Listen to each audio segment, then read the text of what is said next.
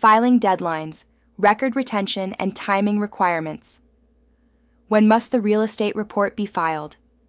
The 2026 FinCEN Real Estate Reporting Rule requires that the designated reporting professional submit the real estate report within a defined timeframe following closing. While the final regulatory framework controls the exact number of days permitted for submission, the structure is clear. Reporting occurs after closing. Submission must occur within a specified post-closing window, and late filing may result in civil penalties. The most important takeaway for Arizona agents is this: this is not optional paperwork. It is a federally enforceable reporting obligation. Timing matters significantly in Arizona transactions. Arizona real estate frequently involves same-day funding, rapid investor flips, back-to-back closings, end-of-month volume pressure, and 1031 exchange timing constraints. If beneficial ownership information is not collected early in the transaction, settlement professionals may delay closing until required documentation is secured. Agents who identify entity status and financing structure at the beginning of the transaction help prevent closing day surprises. Proactive communication protects both your client and your commission. Although real estate reports are generally submitted after closing, that does not mean documentation is collected after funding. In practice, if escrow cannot verify required beneficial ownership information before closing, they may refuse to proceed. This creates practical pressure on transaction timelines. Arizona agents should assume that if reporting applies, beneficial ownership documentation will be requested prior to funding. Early identification avoids disruption. Record retention expectations also deserve attention.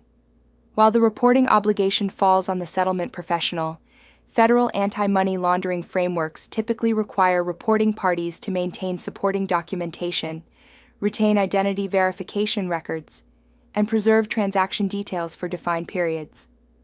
Separately, Arizona brokers have their own record retention obligations under ARS, paragraph 32.2151.01, which generally requires brokers to retain transaction records for 5 years from closing or listing expiration, depending on context. It is important to understand that federal reporting records are distinct from Arizona broker record retention files. However, documentation of entity status and communications may become relevant if questions arise in audits or disputes.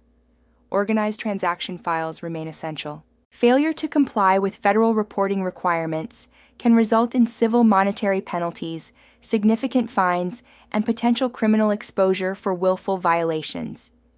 While enforcement will primarily focus on designated reporting professionals and intentional misconduct, knowingly participating in avoidance or interference could expand liability.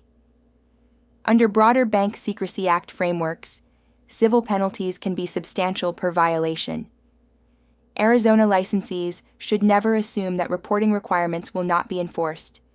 Federal financial reporting laws are taken seriously. Will Arizona agents typically be penalized directly? In standard transactions, no. Agents are not the primary reporting party. However, exposure could arise if an agent intentionally assists in evasion, encourages concealment, provides false information, or interferes with escrow compliance. Under ARS, paragraph 32.2153, dishonest dealings or substantial misrepresentation can result in state discipline. Under federal aiding and abetting statutes, such as 18 U.S.C., paragraph 2, intentional participation in evasion could theoretically create exposure. The safest professional position is always awareness, cooperation, and neutrality. Arizona brokerages should prepare for timing requirements by implementing updated buyer consultation scripts, investor onboarding checklists, early entity disclosure forms, and communication templates for escrow coordination.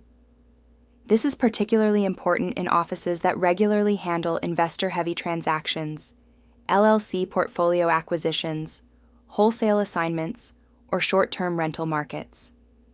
Reasonable supervision under AAC, R428-1103, includes preparing agents for regulatory timing expectations and ensuring that entity transactions are identified early.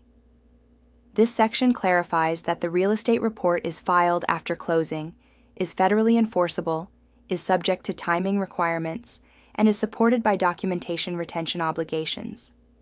Agents who anticipate reporting needs reduce transaction friction.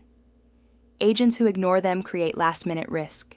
Now that we understand who files the report and when it must be filed, the next logical question is what exactly must be included in the real estate report.